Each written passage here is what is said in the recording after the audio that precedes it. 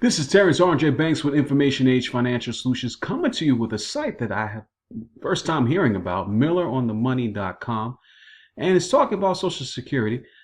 Again, as I mentioned, it's the first time I'm hearing about the site, but when I look at titles like this and knowing that how much some people depend on Social Security, it's a big thing as in terms of retirement, and especially in this crazy economy that we're living in now. And when they get Social Security itself, pensions need to get more attention. So as always, I'm going to put a link inside the description. I'm going to dive right into the article itself.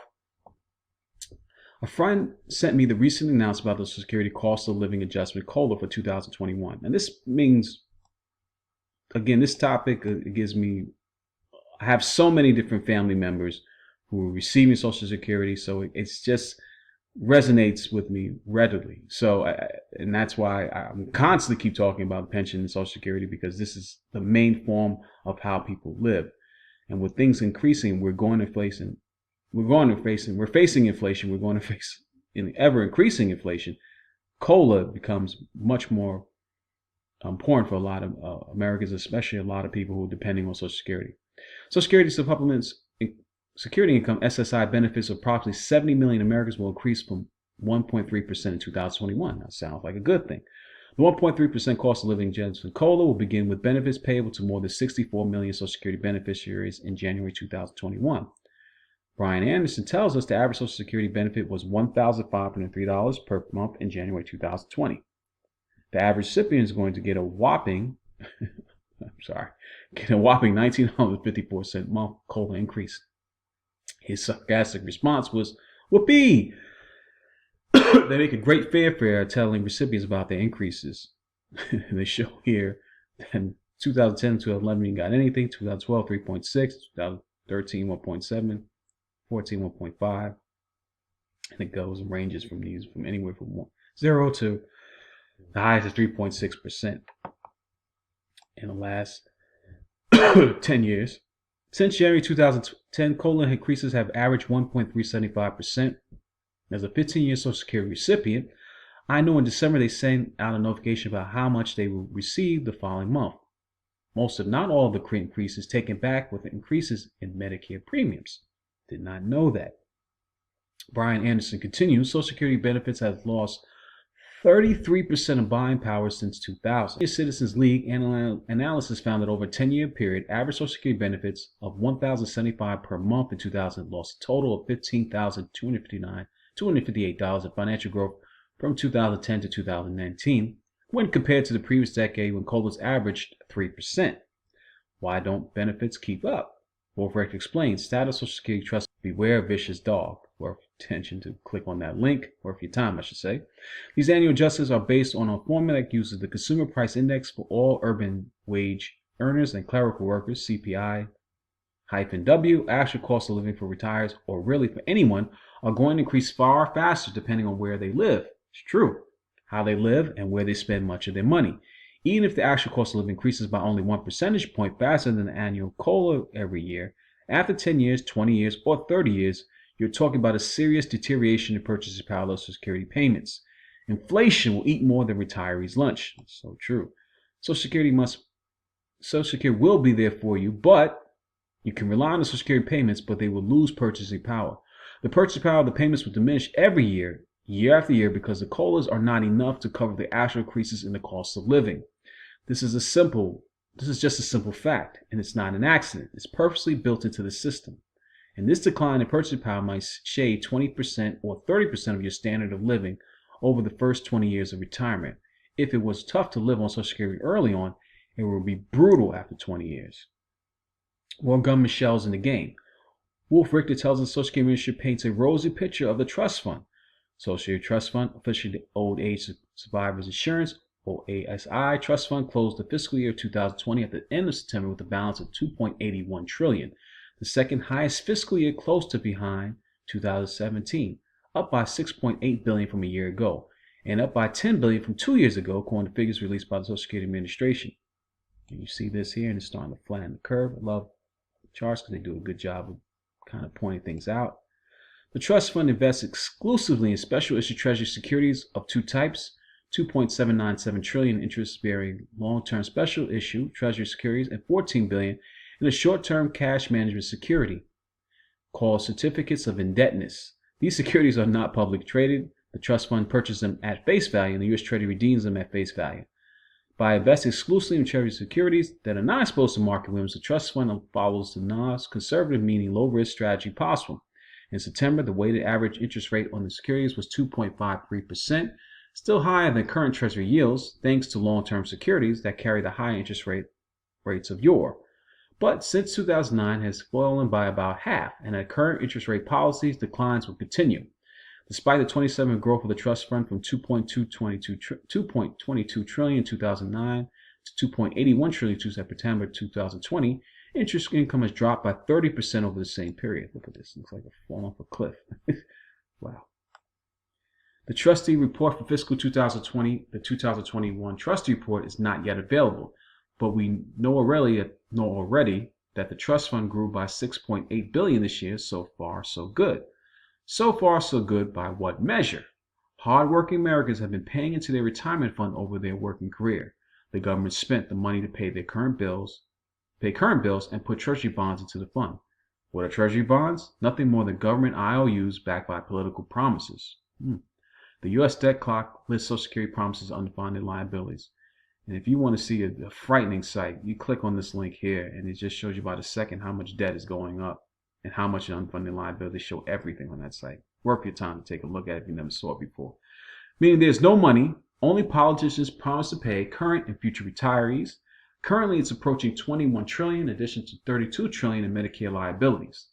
Things went well for the politicos when the money they collected from taxpayers exceeded the benefits they paid. They happily spent the surplus. The Heritage Foundation shows that things changed around 2010. You can see a huge red deficit where it's going. The government now spends more in benefits than it collects and borrows the difference. In addition to all the government borrowing and spending, Heritage Foundation paints a bleak picture of what it would take to make Social Security solvent.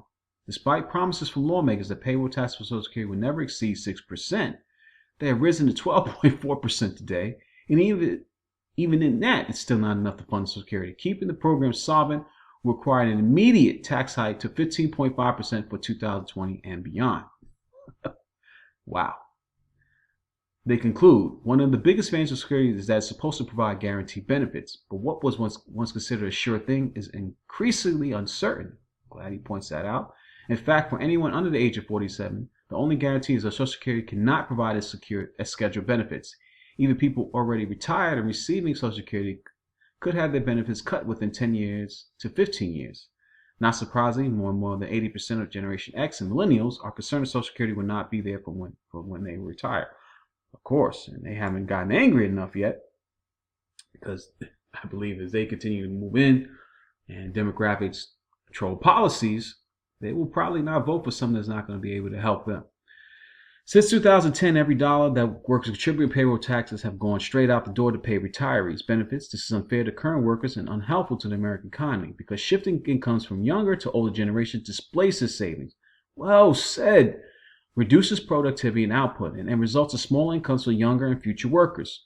According to the Heritage Foundation analysts, this lack of investment opportunity on Social Security taxes will strip $4,320 worth of retirement income per year for someone who makes about $20,000 a year, while extracting $47,712 per year of potential retirement income for someone who makes about $60,000 per year. Emphasis mine. Wow. What happens when the fund is depleted? Good question. AARP tells us, according to the 2020 annual report, the Social Security benefit trustees, the surplus in the trust funds that disperse retirement, disability, and other Social Security benefits will be depleted by 2035. That does not mean Social Security will no longer be around. It means the system will exhaust its cash reserves and will be able to pay out only what it takes in year to year in Social Security taxes. If this comes to pass, Social Security will be able to pay about 79% of the benefits to which retired and disabled workers are entitled. Okay, it's going to pay out 79%. The government collects receipts, pays benefits, and reduces the balance in trust fund by the shortfall. Each year, the Treasury presses a button, theoretically paying interest to the trust fund, and the balance goes up. Talk about the trust fund is moving shells around the table, hoping the stooges don't realize the game is rigged. Well said. The politicians could solve the problem by passing a law requiring the government to pay 10% interest into the trust fund. thereby protecting and securing the retirement income for all Americans. Just a simple matter of moving the shelves quickly around the table. Even indicating that that's impossible to do because it's just being... The trust fund would grow, politicians would rejoice, however, it would not change a simple fact. When you look at cash flow, the deficit between recipients and benefits paid continues to grow each year. No matter how they want to fudge the number in the trust fund, America's retirement future is dependent on ever-growing political hype and promises. Social Security is an annuity where the insured politicians can unilaterally make changes, as it has a history of doing so, and the customer has no recourse. FDR was wrong.